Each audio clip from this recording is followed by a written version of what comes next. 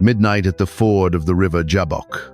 The water is black and loud, and a terrified man is stripping himself of everything he loves, rushing his wives, his children, and his wealth across the shallow crossing. Genesis tells us he is 20 years deep into a self-made exile, running from a brother who has 400 armed men marching toward his camp. He needs isolation to plot his survival. He needs a strategy, but the text does not give him silence. Genesis drops a strange, violent fragment into the dark without a single word of warning. King James Version, Genesis chapter 32, verse 24. And Jacob was left alone, and there wrestled a man with him until the breaking of the day. Stop right there. No shining light, no trumpet blast, no angelic announcement from the clouds. Just a sudden, unprovoked physical assault in the mud by an unnamed combatant. The modern church often softens this midnight brawl into a polite metaphor for intense prayer, but the ancient text refuses to sanitize it. We are staring at a literal flesh and blood fight in the dirt. It is a desperate struggle that ends with a permanently broken body and a new name, a name that carries the violent, sovereign weight of the divine. Picture it. He is utterly alone. The campfires are on the opposite bank.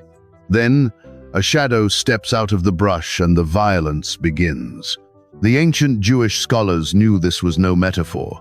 There is an ancient Aramaic paraphrase of the Torah called Targum Pseudo-Jonathan, read aloud in the synagogues of the ancient world. And the Targum pulls back the veil on this midnight attacker. It refuses to call him a mere mortal wanderer. It names him as an entity of terrifying rank, stepping out of the unseen realm to lay physical, heavy hands on the Patriarch. Same dirt, same blood. Watch what the text does with the violence. The Hebrew word used for wrestled in verse 24 is abak. It is a ghost word. It appears only twice in the entire Old Testament, both times right here in this specific passage. It is rooted in a noun that simply means dust. See the scene. They are not exchanging theological arguments or debating covenant promises. They are rolling in the dust of the Jabbok. They are violently grappling, choking, and fighting for leverage in the pitch black.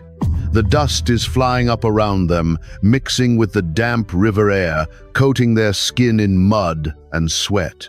Jacob is fighting for his life against an opponent who, by all rights, should be able to unmake him with a single syllable. Yet, the fight drags on for hours. The text says it lasts until the breaking of the day. The Patriarch is holding his own against the supernatural. He is matching strength with an entity that does not tire, does not sleep, and does not yield. Jacob's entire life has been a series of deceptions, running from conflict, stealing blessings, and escaping in the night. But here, with his back against the river, there is no place left to run. Reading, not inventing. He has to fight. But the entity in the dark is holding back. The divine being is allowing the struggle to continue, letting the man expend every ounce of his human strength, waiting for the precise moment to change the rules of engagement. A man terrified of his brother's sword finds himself fighting a war of a completely different nature, choking on the dust of the riverbank. But as the hours bleed away and the eastern sky begins to turn a bruised purple, the attacker decides that mere wrestling is not going to break the supplanter. What does it take to permanently cripple a man who refuses to let go? The air is thick with the scent of crushed reeds and cold mud. They have been grappling for hours in absolute darkness. And the text records no dialogue, no demands, and no explanation for the violence. Jacob is fighting an entity that Genesis simply calls Ish in the Hebrew a man. King James Version, Genesis chapter 32, verse 25. And when he saw that he prevailed not against him, he touched the hollow of his thigh. Stop right there. Read that again. The assailant sees that he cannot overcome a mortal shepherd. The phrasing is almost scandalous to the ancient mind. How can a divine being fail to overpower a man made of dirt? The ancient scholars ask the exact same question. Targum Pseudo-Jonathan identifies this Ish not as a human assassin sent by Esau, but as an angel of the highest rank. The Targum names him as Sariel, the angel of the presence, while other rabbinic traditions identify him as Michael, the commander of the heavenly host. I hold this as their telling, not as proven fact. But if this is the commander of the unseen armies, he could unmake Jacob with a single breath. So why is the angel losing? Because the entity is fighting Jacob on human terms. He has veiled his glory in flesh and bone, testing the absolute limit of the patriarch's endurance. Jacob's entire life, up to this midnight, has been a masterclass in avoiding direct conflict. He bought the birthright with a bowl of soup. He stole the blessing with goat skins on his arms. He fled from his uncle Laban in the middle of the night. Same desert, same name, but here, pinned against the black waters of the Jabbok, there are no goat skins to hide behind. There are no tricks left to play. Picture it. The deceiver is finally fighting face to face. He is exhausted, his muscles trembling, gasping for air in the damp cold. Yet he refuses to yield the ground. He is proving that beneath the layers of manipulation, there is a fierce, unbreakable will to lay hold of the promise. The divine being recognizes that Jacob will let his heart burst in his chest before he surrenders. The dawn is threatening to break over the eastern ridge. In ancient Jewish thought, the angels of the presence must return to the throne room. At sunrise to sing the morning chorus, the darkness is fracturing. Time is violently running out. Watch what the text does. The assailant realizes that wrestling will not break the supplanter. The only way to stop a man who relies on his own physical strength is to permanently destroy the structural foundation of that strength. A stalemate in the dirt forces the divine being to drop the veil of human limitation and strike with impossible, terrifying precision. But the blow he delivers does not kill the patriarch. It leaves a mark that his descendants will remember for thousands of years. What happens when the finger of God touches the physical anchor of a man's body? The entity does not wind up for a crushing blow. There is no swing of a weapon, no heavy blunt force trauma delivered in the dark. King James Version, Genesis chapter 32, the second half of verse 25.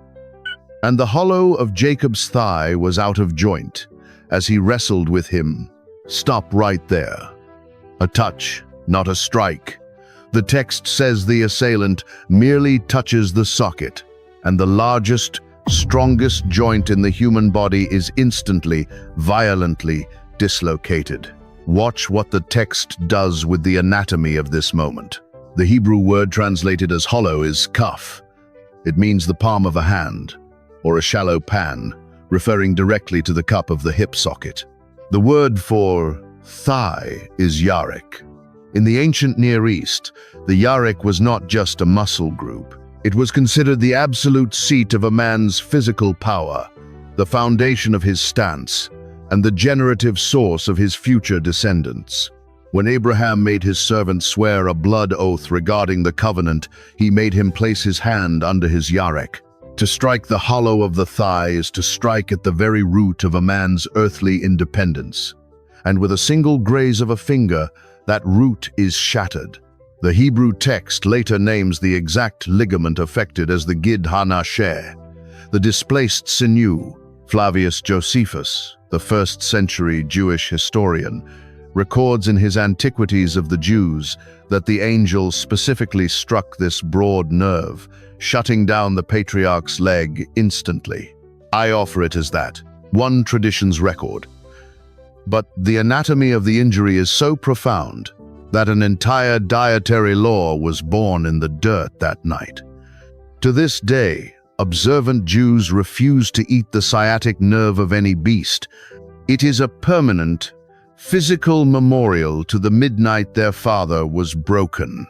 Picture it: the sudden, nauseating pop of the joint, the blinding flash of agony, the immediate collapse into the cold river mud. Jacob has relied on his speed and agility his entire life.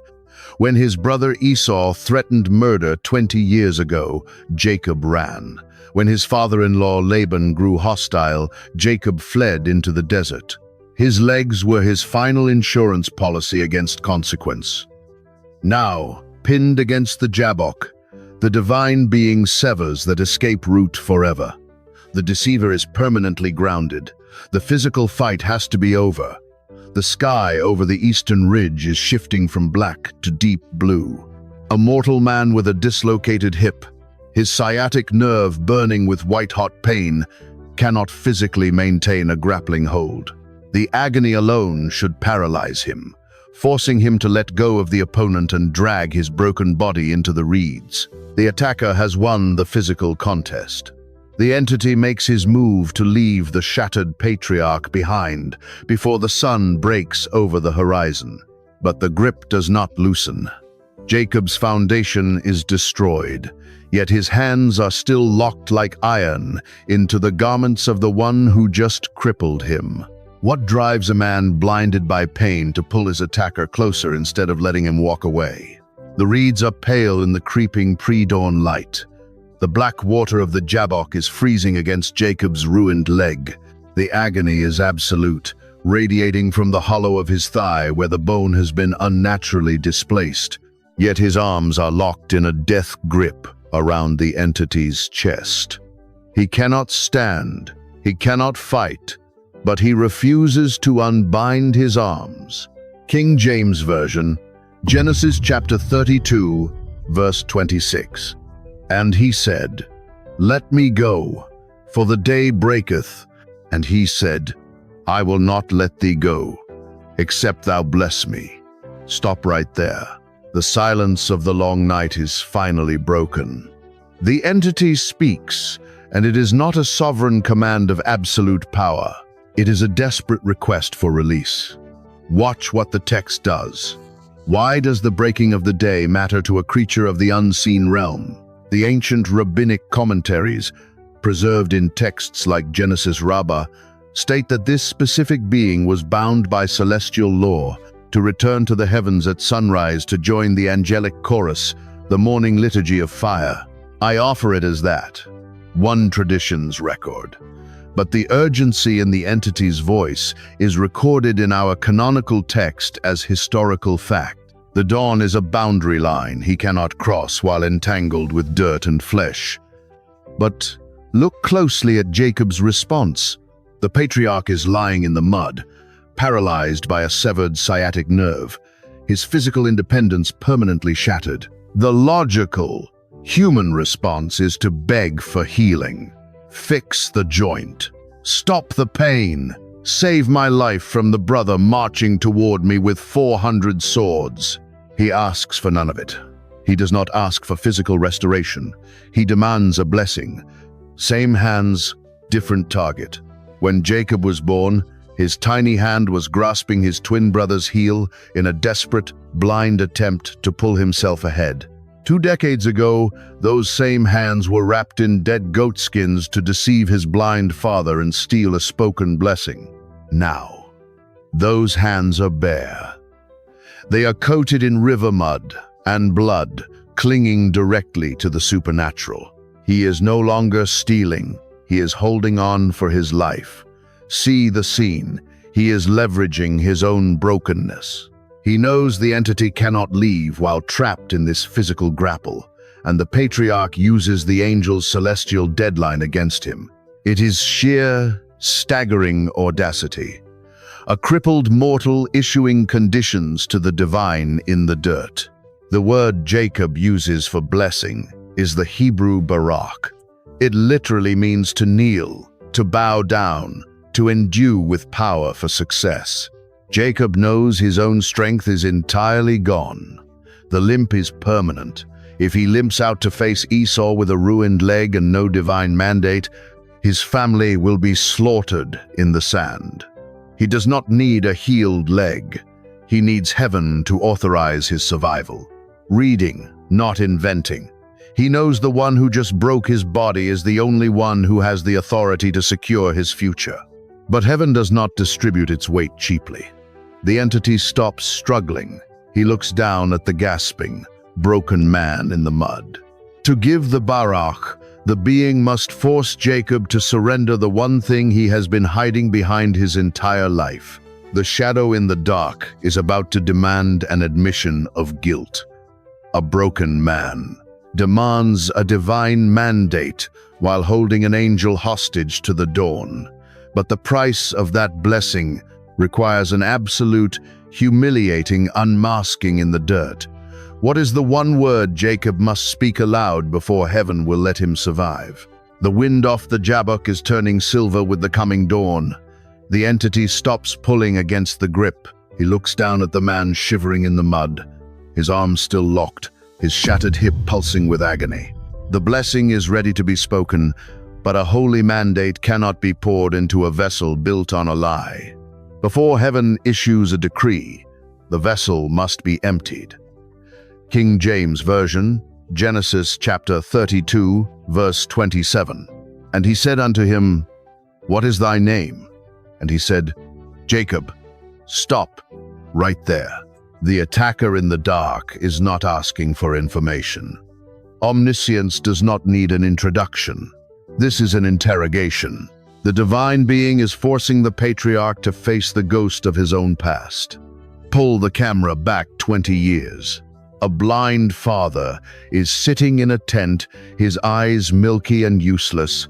Isaac feels the rough goat skins wrapped around his son's arms and asks this exact same question, Art thou my very son Esau? And the man currently bleeding in the dirt answered him with a lie. He said, I am. He stole the family blessing with a stolen identity. Heaven watched it happen. Now, pinned against the freezing river, heaven demands the truth. Same question, different answer. Watch what the text does with this confession. To speak the name Jacob Yaakov in the Hebrew is not merely to offer a birth certificate, it is to confess a fundamental nature. The word translates literally to heel catcher. Idiomatically, in the ancient Near East, it means the supplanter, the deceiver, the one who trips another from behind. Picture it. The patriarch is looking up into the face of a divine entity, his leg completely destroyed, his lungs burning with exhaustion. He cannot hide behind his brother's name anymore. He has to own his own darkness. When he gasps out the word Jacob, he is pleading guilty in the court of heaven. I am the deceiver. I am the cheat. I am the man who operates in the shadows. The ancient rabbinic midrash treats this moment not just as a conversation, but as a formal legal verdict in the unseen realm, where the accusing angels are silenced by a man's pure, desperate admission. I hold this as their telling, not as proven fact. But the legal weight of the confession in the dirt is undeniable. The deceiver is dying in the mud. The confession perfectly matches his physical anatomy. The entity had to break the Yarek, the physical seat of his strength, to force the Yaakov, the deceptive nature, out of his mouth. The physical foundation is shattered, and the psychological armor is entirely stripped away. Reading, not inventing. A man cannot receive a new identity from the divine until he completely surrenders the old one. The muddy banks of the Jabbok are serving as a grave for the supplanter. The patriarch has finally stopped fighting his own shadow and admitted exactly what he is. The entity hears the confession. The sky over the eastern ridge is now glowing, lighting the cold water. The condition has been met. The old name has been surrendered into the dark. A crippled man has just confessed his life of deception to a being of the unseen realm. But the shadow in the mud is about to declare that the deceiver no longer exists.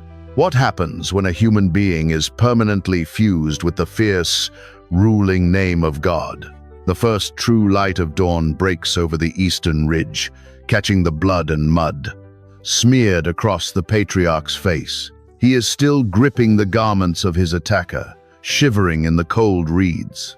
The entity speaks his verdict into the freezing air, and the words unmake a man to build a nation. King James Version, Genesis chapter 32, verse 28. And he said, "Thy name shall be called no more Jacob, but Israel. For as a prince hast thou power with God and with men, and hast prevailed." Stop right there. Read that again. The English text uses the word prince, a title that sounds clean, royal, and refined. But turn the English back into the raw Hebrew it was translated from. The name is Yisrael. The first half of the name is the root verb Sarah. It does not describe a peaceful heir wearing a crown in a palace. It is a word of severe friction. It means to strive, to persist, to contend, to exert violent physical and spiritual force. The second half is El, the ancient, towering name of God. To carry the name Israel is to be one who wrestles with the divine and survives. The supplanter is dead. The fighter remains. Watch what the text does. The prophets knew this name was born in violence. Look at the book of Hosea, chapter 12, verses 3 and 4. The prophet writes of Jacob, "He took his brother by the heel in the womb, and by his strength he had power with God. Yea, he had power over the angel and prevailed. He wept and made supplication unto him. Same mud, same tears." Hosea reveals the agonizing reality of the struggle. Jacob did not just grit his teeth and hold on. He wept.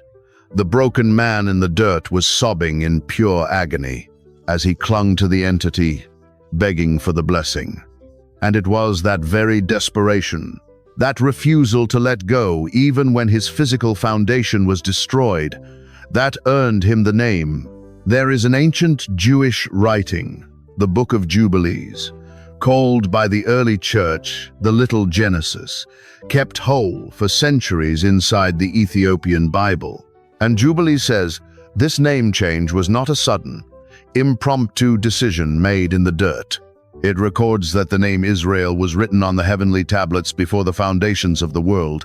Waiting for the precise midnight, a man would be desperate enough to claim it. I hold this as their telling, not as proven fact, but the narrative weight is undeniable.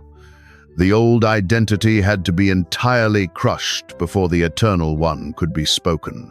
Picture it. The hollow of his thigh is completely severed.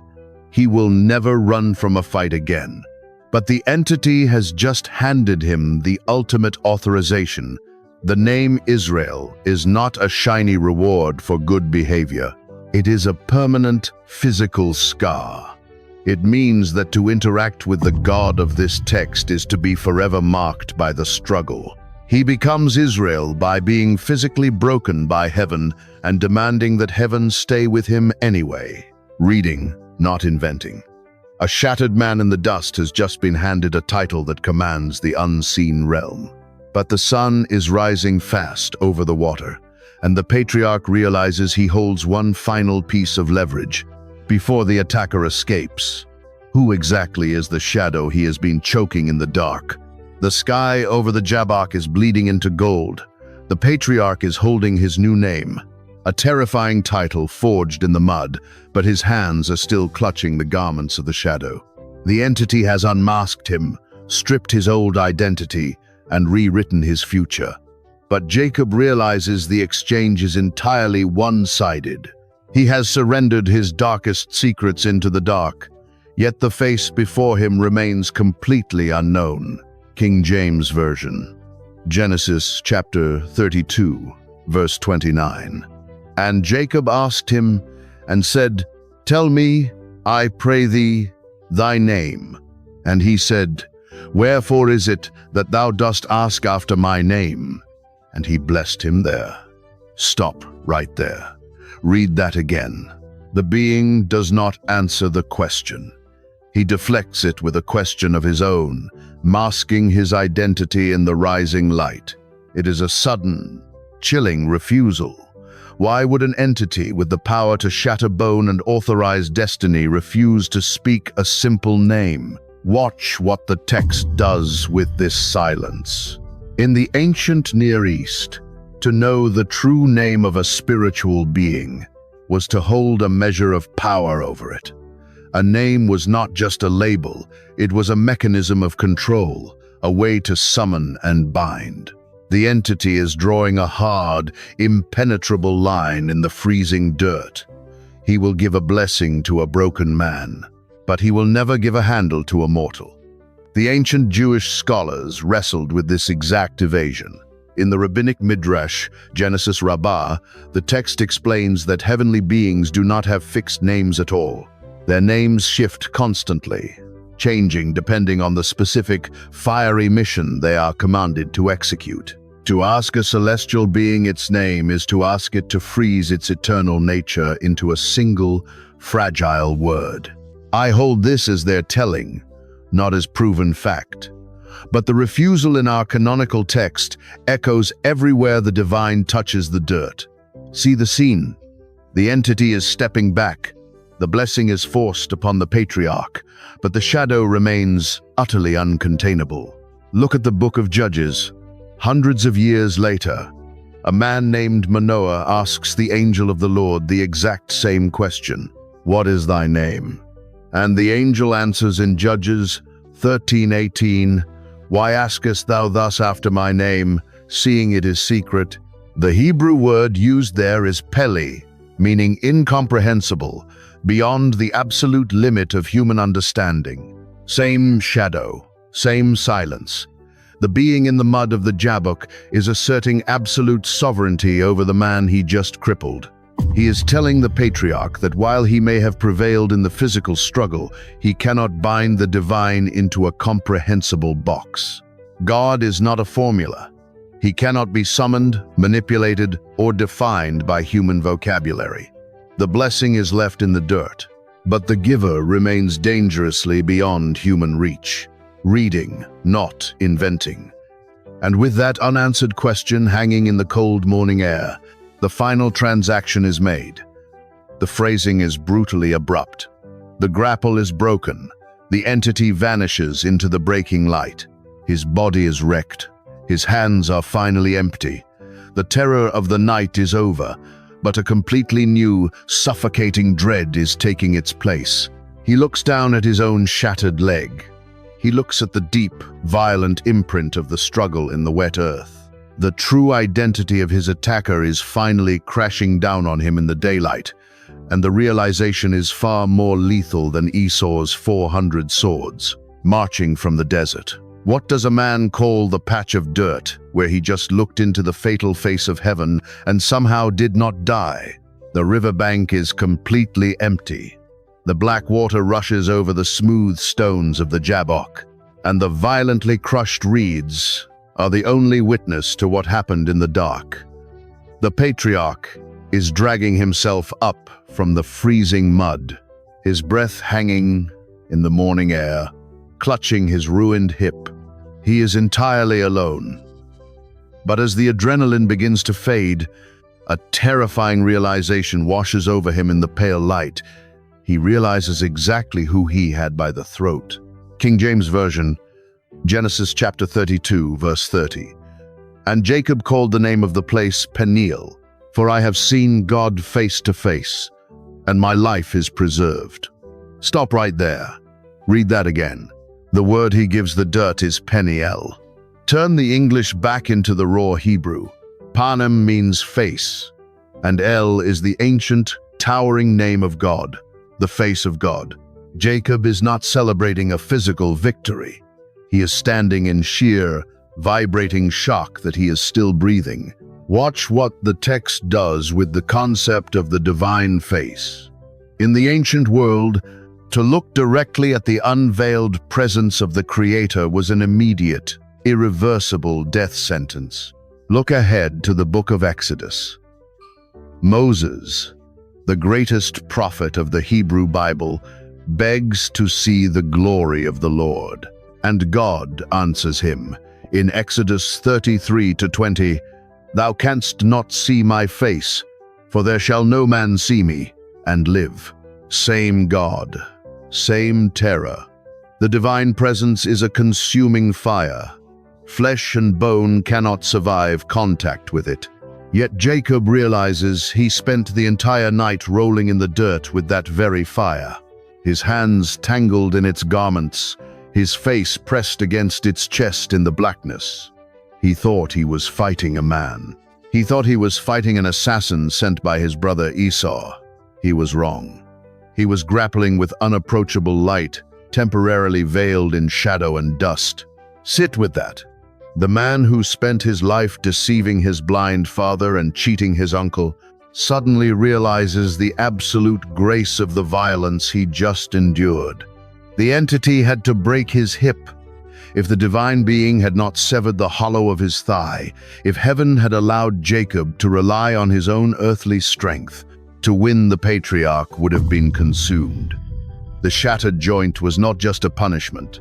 It was the physical ransom paid for his life. The breaking of his body is exactly what preserved his soul. Picture it. He is leaning heavily on a staff, looking at the exact patch of mud where the struggle happened. The old Jacob would have built a monument to his own cleverness. Israel builds a monument to the terrifying grace of surviving God. He names the dirt Peniel because he knows he should be a corpse in the reeds. Reading, not inventing. He is alive, but his reality has violently shifted. He cannot run from consequence anymore. The sun is now fully breaking over the horizon, casting long shadows across the water. Across the river, his wives, his children, and his wealth are waiting. And just beyond them, the dust is rising from 400 armed men marching toward his camp. The supplanter would have fled into the desert. Israel has to walk forward and face the sword. A man permanently crippled by the divine is about to cross the black water to meet his executioner. But as he takes his first agonizing step into the current, the physical mark of his survival becomes a beacon in the rising sun.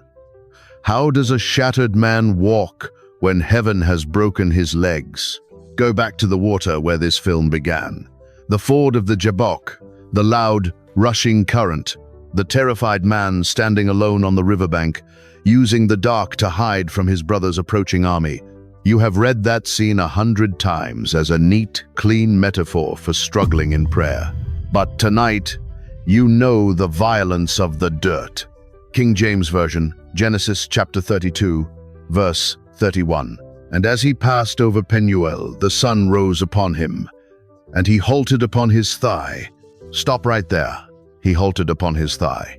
The Hebrew word is tsala, meaning to limp, to drag, to be asymmetrical in movement. The great patriarch of the faith does not march out of his ultimate spiritual victory with his head held high and a triumphant stride. He limps out of the water, a permanently crippled man leaning heavily on a piece of wood.